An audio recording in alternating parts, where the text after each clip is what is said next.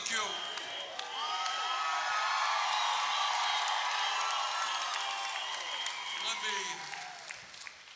Let me thank you all for coming back, and it's great to be back here in Flint. Thank you. And it is always hard to follow people like Cornel West or Nina Turner.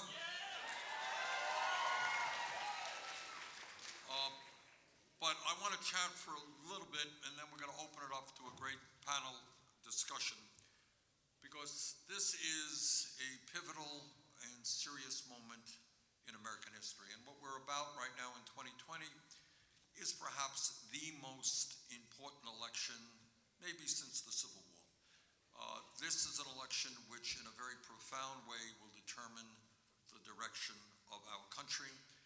And let me assure you, we together are going to do everything we can to defeat the most dangerous president in the modern history of this country.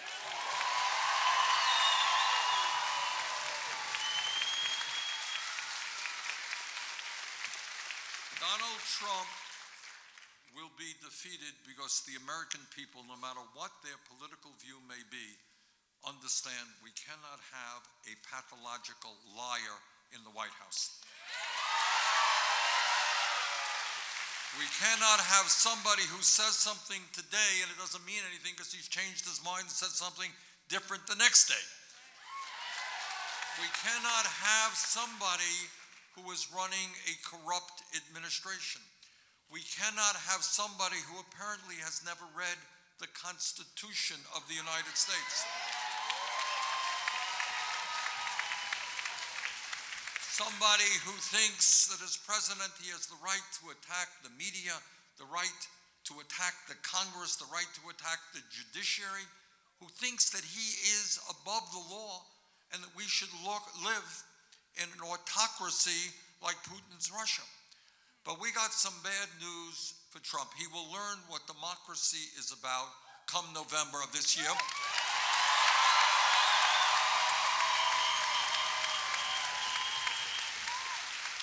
Because together we will throw that president out of his office.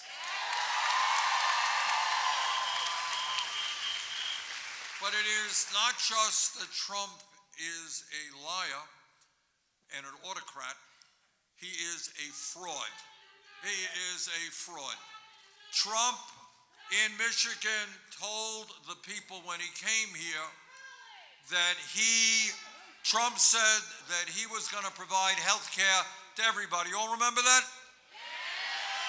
Oh, he believed that everybody had a right to health care. You know what he actually did?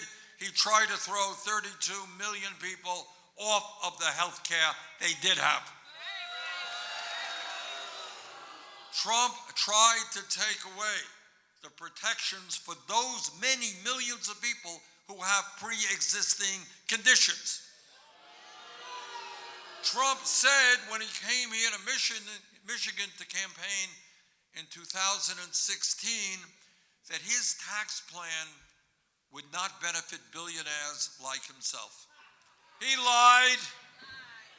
83% of the benefits of that plan went to the top 1% over 10 years.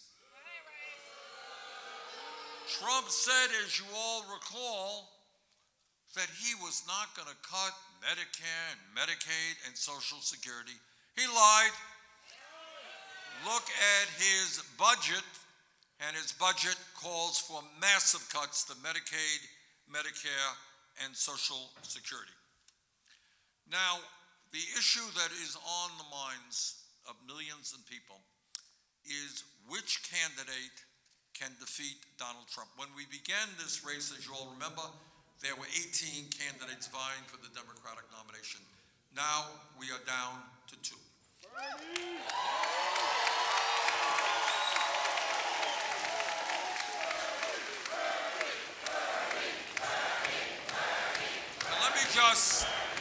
Let me just become a little bit political for the moment. Surprise, surprise, yes, I'll become political. And I want you all to think about this. In order to win here in Michigan against Trump, in order to defeat Trump nationally, we are going to have the highest voter turnout in the history of this country. That's just the simple fact. Trump will have endless amounts of money from his billionaire friends. Trump, because he does not believe in the rule of law, will combine federal agencies into his campaign, use the government to help him. Trump will lie all of the time. And Trump has, in fact, a loyal group of supporters. The way we beat Trump is with a very large voter turnout. And I want you all to think, whether or not the same old status quo politics can generate the energy and the excitement we need to get that turnout to defeat Trump. I don't think so.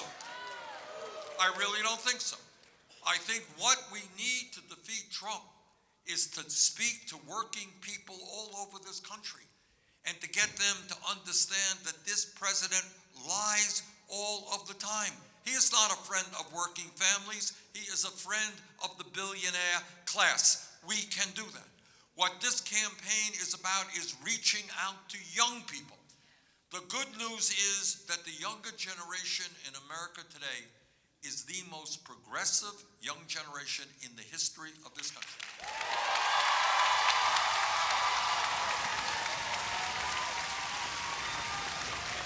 This is a young generation that is leading the effort in opposition to climate change.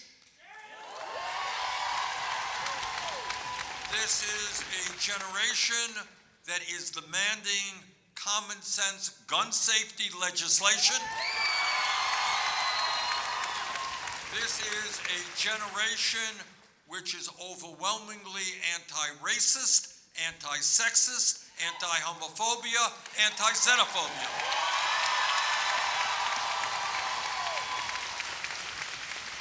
That is the very good news of which we should all be proud. But here's the bad news. This is a generation that does not vote at the level that it should vote. And our job together is to say to young people, if you want to save the planet, if you want to oppose racism and sexism and injustice of all kinds, you got to get involved in the political process. And this is the campaign. This is the campaign of the future. This is the campaign that is opening the doors to young people all across this country. Young people, come on in. We need you.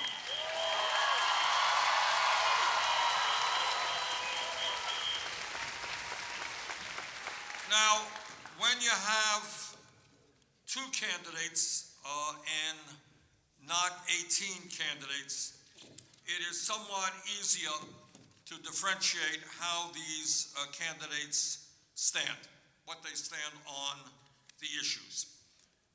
And Joe Biden is somebody I have known for a very long time. And what I have said publicly and repeat to you now, if Joe Biden becomes the nominee, I will be there for him. He has made it clear that if I become the nominee, he will be there for me, and that's the way it should be.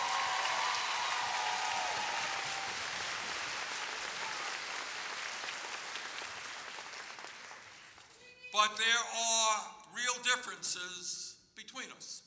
And that's what democracy is about. You don't have to demean people, you don't have to insult people, but the people have a right to know what are the differences between the candidates. So let me start off with, I think, maybe the most important. The American people are profoundly disgusted that we are seeing billionaires all over this country buying elections. And that is why, together, we are going to overturn this disastrous Supreme Court decision on Citizens United.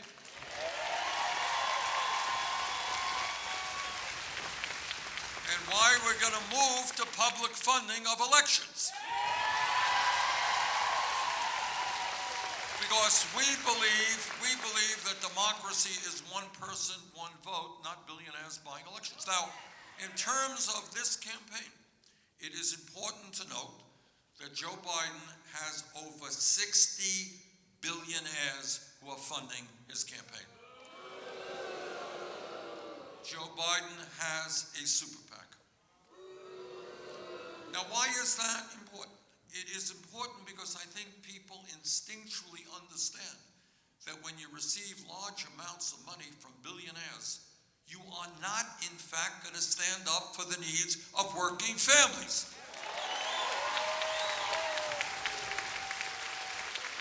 Not just the simple truth. That's why in America, the rich get phenomenally richer, while we have 40 million people living in poverty. It's why real wages have not been raised in this country over the last 45 years. Rich are doing phenomenally well, and they buy elections.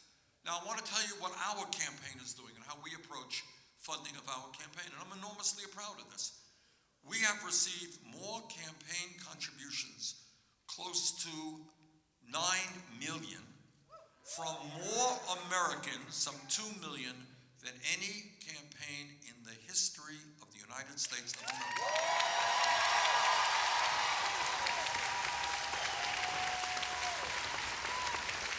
And that contribution averages $18.50. That means the people who are contributing to our campaign are teachers. They are workers at Amazon, they're workers at Walmart, people who are putting in 10, 20, 30 bucks.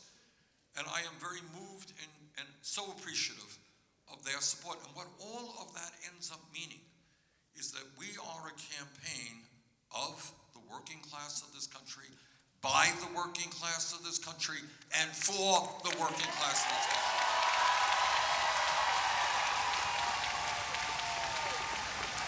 We don't need a super PAC.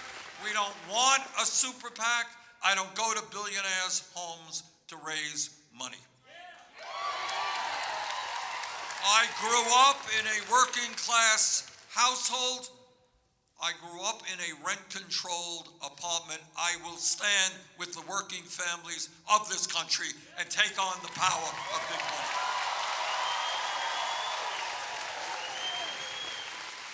But it's not just how we raise money. It's what, Joe has been in Congress a long time before he was vice president, and I've been in Congress for a long time.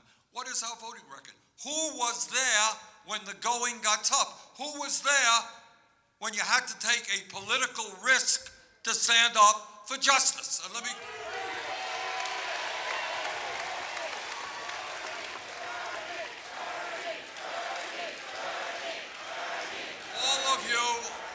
many of you will remember that when Bush was president, he and Dick Cheney told the American people that Saddam Hussein had weapons of mass destruction and that we had to get involved in a war in Iraq. I never believed one word of that. I helped lead the opposition to the war in Iraq. Joe Biden voted for the war in Iraq. Of particular interest to Michigan and the Midwest are the disastrous trade agreements like NAFTA and PNTR with China, which have cost this state alone, Michigan, 160,000 good-paying jobs. Cost Pennsylvania 150,000 good-paying jobs. Wisconsin 100,000 good jobs. America as a whole, well over 4 million good-paying jobs. Now, I heard during that period in the 90s, I heard all of corporate America saying you got to vote for these trade agreements, and all of the media saying you got to vote for these trade agreements. I stood with the unions, the working families of the country. I voted against those agreements.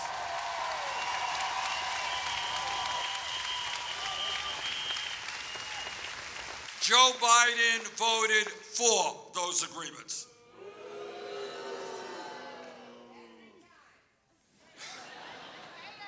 I understand that there are millions of senior citizens and people with disabilities who cannot now or in the past get by on $12,000, $13,000, $14,000 a year Social Security. You can't do it. Nobody can. I help lead the effort to prevent cuts to Social Security, Medicare, and Medicaid. And my view has always been that you don't cut Social Security, you expand Social Security benefits.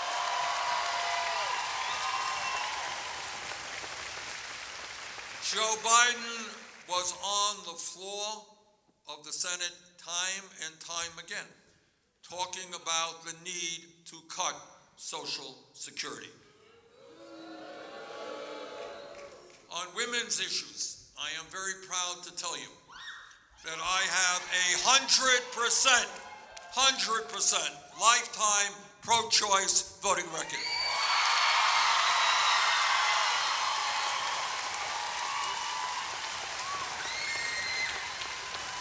It is my view, it is my forever held view, that it is women who must have the right to control their own bodies, not the government.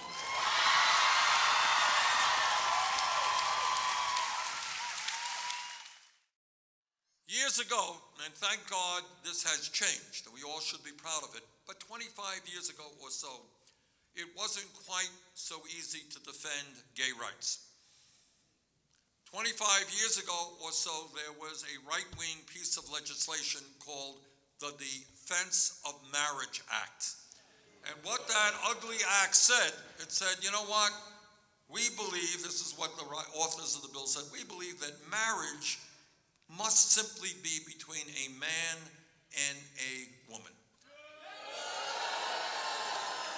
The easy vote was to vote yes on that, because at that time, defending gay rights was not so easy.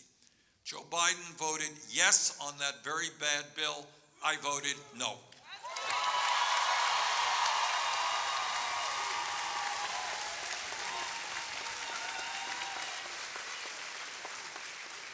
Nelson Mandela made a very profound statement, wrapped up a whole lot of things in one sentence. And he said, everything seems impossible until it is done. You all know what that means? Everything seems impossible until it is done. What does that mean? What it means is we are told by the Congress, by the corporate establishment, by the media establishment, that we really cannot bring about the kinds of changes that this country needs to bring about for working families. We can't think big. We can't think about the kind of world we want to be living in.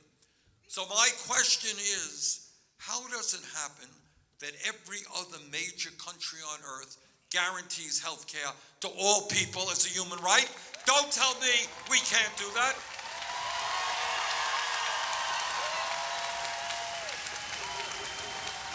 How does it happen that when we give tax breaks to billionaires, Congress never gets around to raising the minimum wage to a living wage of $15 an hour? How does it happen that Germany and Scandinavia and countries all over the world understand that all of their people need a higher education regardless of their income? Why can't we make public colleges and universities tuition free?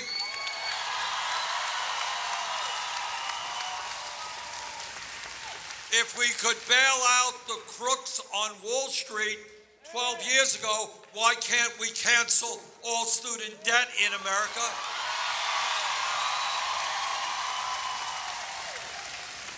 If the scientists are telling us that climate change is an existential threat to our country and the planet, how come we are not leading the world in transforming our energy system away from fossil fuel to energy efficiency and sustainable energy?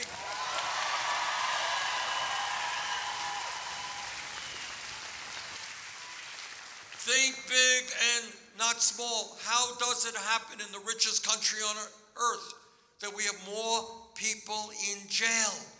Disproportionately African American, Latino, Native American than a country like China, 4 times our size. How come we tolerate a broken and racist criminal justice system? So when you think big and not small, when you listen to what Mandela says, what we understand, we're going to invest in our young people in good jobs and education, not more jails and incarceration.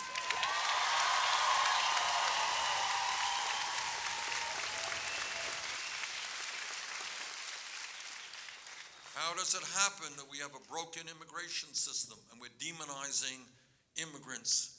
And there are people all over this country living in fear. And that is why we are going to end the demonization of immigrants. We're going to restore the legal rights of the 1.8 million young people eligible for DACA. We're going to pass comprehensive immigration reform.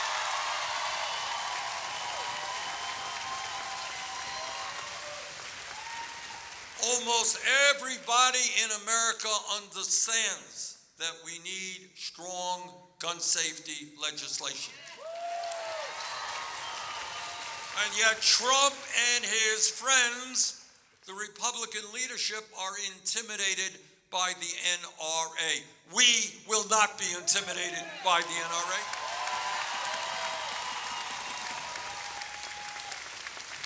So that is where we are at this moment in history, with an enormously important primary coming up in a few days here in Michigan.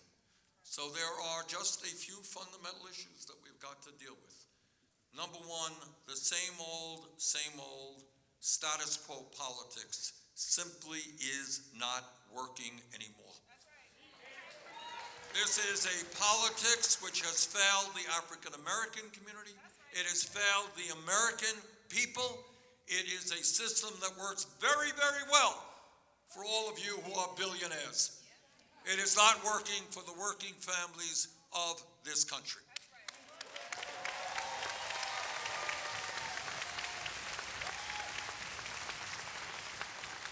Now, I am told over and over again that all of the ideas and others that I talk about, they're radical, they're extreme. Brothers and sisters, these are not radical ideas. They're not extreme ideas. In many cases, they're being done all over the world, and in virtually every case, they're supported by the American people.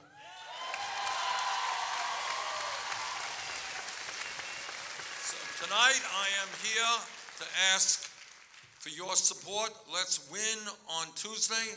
Let us win the nomination. Let us defeat Donald Trump.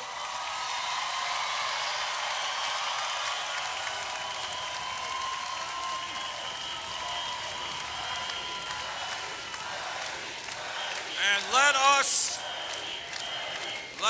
transform this country. Thank you all very much.